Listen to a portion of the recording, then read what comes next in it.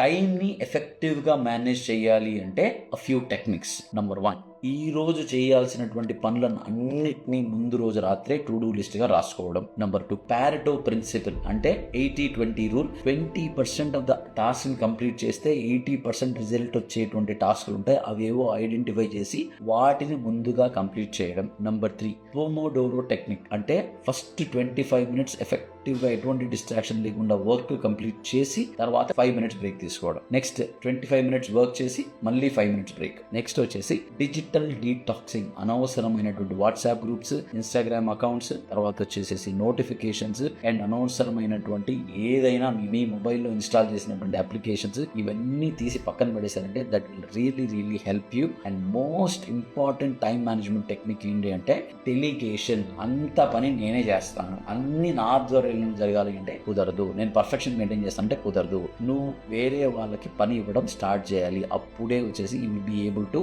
Manage your time very effectively.